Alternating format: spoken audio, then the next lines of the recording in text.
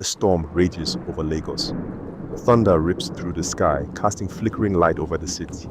The rooftop of an Ikoyi high-rise. A woman stands alone, a silk dress billowing in the wind. Her hands stained with blood. A deep, angry gash runs across her forearm, but she barely notices it. She exhales sharply, staring down at the restless city below. A city that wants her dead. A city she now owns. They never expected me to survive. A maid, a woman, an outsider in their world of blood and steel. But here I stand, and I am not leaving. In the distance, gunfire erupts. Sirens wail, growing closer. A shadow shifts behind her. Maidin tenses, her fingers gripping the gun at her waist. A man emerges from the darkness. A tailored black suit, his face hidden in the night. You should have left when you had the chance. We are loaded. She smirks, slow and dangerous. The camera zooms into her eyes. Fire flickers within them. Then, a different maiden walks through the noisy streets of Mushin. She's younger, a beauty softened by struggle. Her sandals slap against the hot pavement as she weaves through the crowd, avoiding Danfo buses and impatient Okada riders.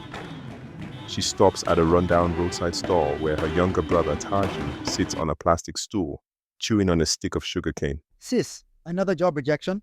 They said I wasn't qualified. Again. They're fools. You're smart. You just need someone to give you a chance. Maiden ruffles his hair, but her eyes drift toward the massive mansion. In Ikoyi they pass every day, the one everyone in the area whispers about, the house of Alhaji Goke. Her lips tighten. A chance. That's all she needs. Maiden stands nervously in a large, marbled kitchen. The stern-faced housekeeper, Madame Ronke, circles her like a hawk. You work, you obey. You see nothing, hear nothing, understand. Maiden nods. The iron gates of the mansion lock behind her. She is inside now, inside a world she does not understand. Maiden moves like a shadow in the mansion, keeping her head down, but she feels it before she even sees him.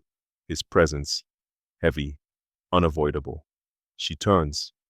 Alhaji Goke stands by the window of his dimly lit study, dressed in a flowing white kaftan, gold chains resting against his chest. His fingers tap against a glass of whiskey. His eyes, cold, sharp, study her like a puzzle he's trying to solve. You're different. Maiden swallows. Something in his gaze pulls at her, but she bows her head and hurries away. The first warning sign. She ignores it. Soft whispers in dimly lit hallways, stolen glances across crowded rooms, the air between them tightening with something unspoken, something dangerous. One night, Maiden enters his study with a tray of drinks. He stops her. Stay. She hesitates, but she does, and that's how it begins, the slow unraveling of reason. The sound of gunfire shatters the night. Blood splatters on white silk sheets. Maiden screams, her hands shaking as she presses them against Alhaji Goke's chest, trying to stop the bleeding. His breath is ragged, but his grip on her wrist is firm. You have to take it. Take what? No, don't talk like that. His eyes darken, a silent command, a decision made in his last moments. Then, his grip loosens, his hand falls, he is gone. Maiden is still kneeling there, drenched in his blood. When his men burst into the room, their eyes widen. The king is dead, and a maid kneels beside him. Whispers spread, suspicions rise, and then power shifts. A darkened room, smoke curls in the air as Alhaji Goke's lieutenants argue. She's just a maid. She has no place here. But he named her. She's the Iya Lode now. Maiden watches them all, silent, and then she speaks. If you don't want my role, challenge me. Silence. Then, one man lunges at her, a flash of steel, a scream, blood on the floor. The others step back. She wipes the blade clean. Good. Now let's get to work. Detective Akin Fashola leans over a desk stacked with case files, his sharp mind working through the puzzle. He lifts a photograph. Maiden's face stares back at him. How does the maid become the queen of Lagos Underground? Meanwhile, Maiden stands before an old babalawo who stares at her, troubled. He made a pact. His death should have ended it, but you took his place. What are you saying? That the spirit of the throne, it does not want you.